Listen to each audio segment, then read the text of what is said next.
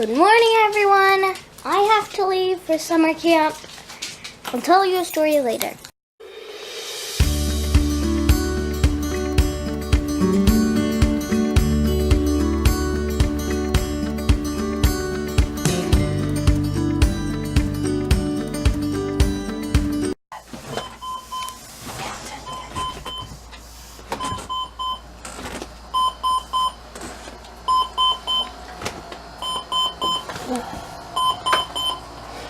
Look at the cat here. Yeah, I'm right. Okay. I don't know how to. Okay. So this is kind of our playroom now. We should totally have more bins than that. We should have 5 bins, or 1, 2, 3, 6. I don't know why there are not 6 bins in that. This is our old kitchen table bench. I actually want to bring all their books down here, or the majority of them. So I need to work on that. Because right now, and then the dog and the cat are fighting. Oh gosh. Oh, there are the bins! I don't know why they're there. Entertainment center. That's it's a table that was usually next to me. This we're going to clean up and give away. And we want to get a TV for down here. Things that are on the list. And I'm looking at myself in the mirror, looking at myself in the camera. Alright, I gotta get this day going. Alright, I am back! Let me just say, okay, because this is like a wonderful, wonderful story. I'm gonna open up the light a little bit more. So I had a hard time finding a parking spot, which can be stressful, you know. Well, I get to a light and I'm stopped right there in front of the garage of the hospital. Because I'm driving around because it's cheaper to park on the street than it is to park in the garage. All of a sudden, all these cop cars, 6 or 7 police vehicles, I want to say cop cars, but I think there was a couple of trucks and stuff, swarm on the hospital ER entrance. Now, if you are familiar with Johns Hopkins Hospital, that circle actually is, I think there's an entrance to the main hospital. There's an entrance to the adult ER. There's an entrance to the kids ER. And there's an entrance into the Children's Bloomberg Health Building. Okay. You know, alright. So, 6, 7 police vehicles swarm on the entrance. It's like, okay, something's going on here. I drive around, ended up parking in the garage. I ended up just coming around the corner. I ended up parking in the garage because I had a hard time finding a spot, like I said. And as I get out of the car and I walk up to, there's a bridge that takes you from the garage over into the building. You can just see there's more police activity. They've got the entire circle blocked off. You can't get in there. It's like crazy.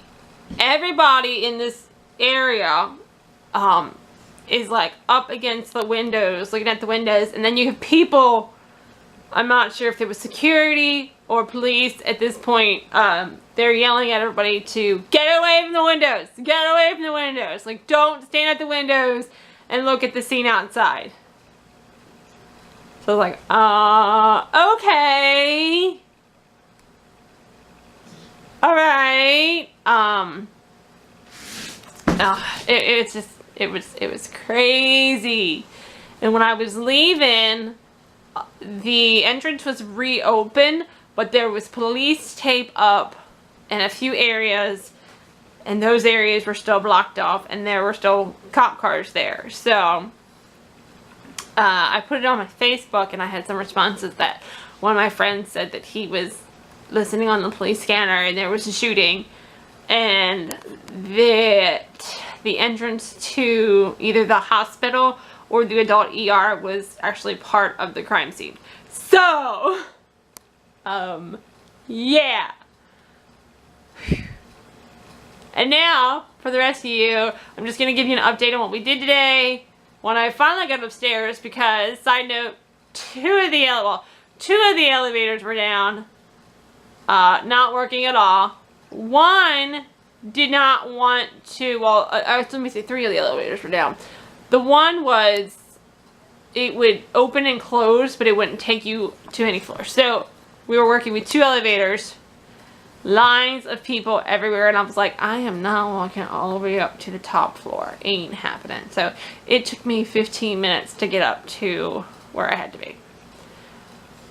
Oh, okay. So, we met with the psychologist and just kind of went over a behavior reward chart type of thing where, and I'm going to do a more in-depth video once I have it, because she's actually going to draw it up for us, make it, and then send me a copy, and I'm going to print it out and laminate it.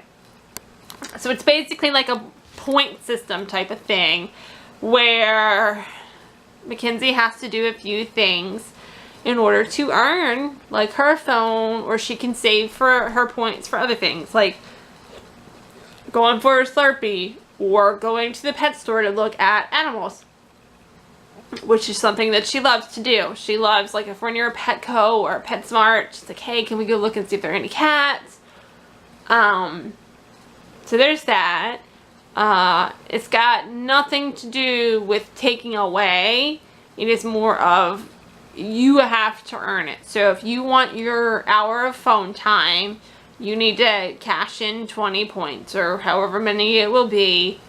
And like I said, when I have that, I'm going to make video and show you all that so that you can have it. I mean, I'm sure I'm not the only person out there with a child who has these issues. ADHD, anxiety, and depression. Yes. Okay. And we also talked about getting her tested for learning disabilities.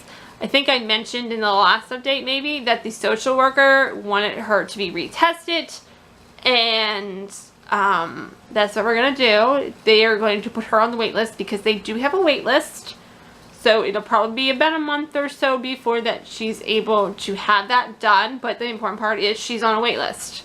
I think one of the reasons why I had her tested in kindergarten, but I think one of the reasons why I got it done so quickly is because A, I knew the head of that department. Ironically, if you've, in a previous video, and I can't tell you which one,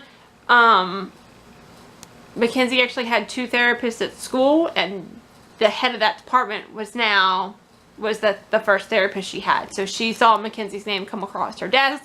She said, push it through. So we got an appointment within like a week. So they're going to do that.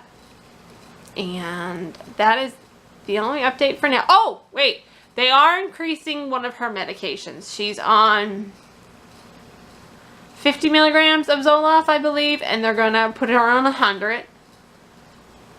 They gave her a small dose right now. She got like a week of pills, and we have an appointment next week to see the psychiatrist in the afternoon. So what we're going to do is at that appointment, we are going to reevaluate. Is it enough? Is it working? Do we need to try something else? That's basically what we're going to do. Again, I thank everyone for their kind words about Mackenzie and their thoughts and prayers and just your well wishes, wishing her the best. This has been an extremely difficult time for us. You never want to know that your child, I mean, she's 11, is going through something that some adults can't handle, you know? Oh God, I think about suicide and I'm like, I can't believe my 11-year-old could potentially be having those thoughts. So, that's where we're at. I don't have any of my kids right now, so I don't want to keep vlogging me. I'm sure you want to see them sometimes. Mackenzie is obviously she's at the day patient, at the hospital doing her day patient thing. Sophie is at summer camp, and Kelsey is with my mom at the zoo. And it is supposed to be a couple of scorchers the next couple of days, but we'd like to go to this place called the Wizard of Oz Park. And maybe go to the DC Zoo one day. Because my mom has off tomorrow and Friday. So, I think the one I'm most looking forward to is the Wizard of Oz Park. So maybe, I think that'd be super fun and super awesome to share with you. Hi guys, it's me. And this morning at 9 o'clock, I said, good morning, I gotta leave for summer camp. And I said, I'll tell you a story. Now, here's the story I'm going to tell you. Basically,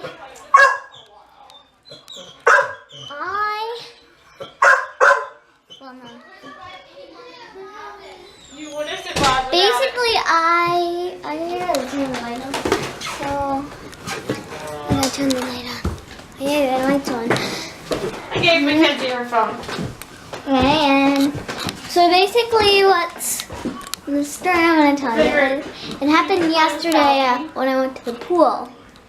I take that as... So basically, my friends were fighting with these other people. We didn't know them, they just got in a fight, so we got in a fight. Like we were splashing each other, and we would jump in and splash them, and we wouldn't land on them.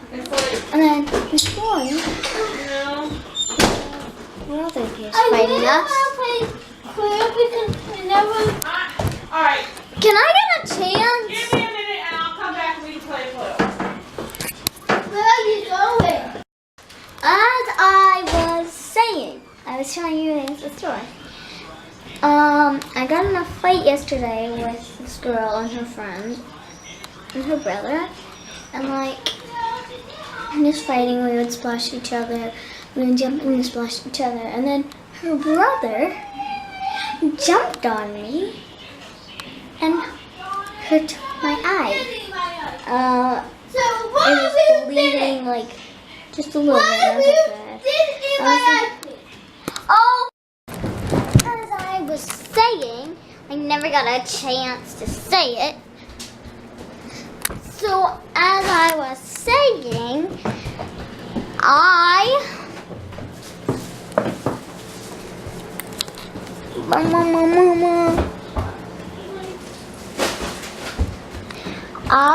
yesterday I was playing the game with the people I didn't know. And basically, we would splash them, or we would jump in and splash them.